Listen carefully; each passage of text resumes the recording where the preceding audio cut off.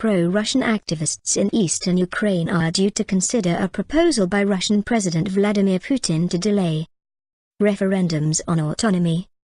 Separatist leaders in Donetsk and Luhansk say they will put the matter before people's councils.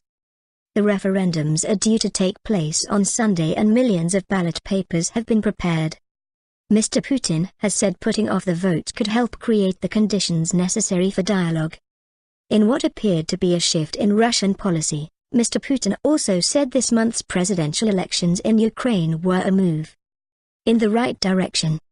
His remarks came days after his spokesman said holding such an election would be absurd. Moscow has vowed to protect the rights of the largely Russian-speaking people in the south and east against what it calls an undemocratic government in Kiev.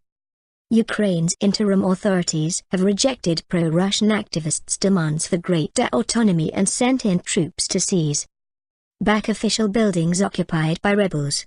"We respect Putin's stance," said Denis Pushilin, a pro-Russian leader in the eastern city of Donetsk. "He is a balanced politician. Therefore we will submit his proposal to the People's Council."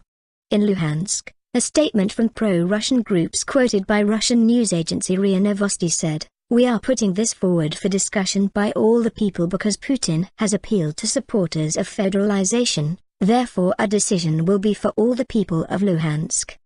The White House said the illegitimate, illegal vote should be cancelled rather than postponed. An Ukrainian interim Prime Minister Arseniy Yatsenyuk dismissed Mr. Putin's calls as hot air. The US and the European Union have imposed sanctions against several Russian individuals and small businesses and threatened to impose wider measures if Moscow takes further steps to interfere in Ukraine.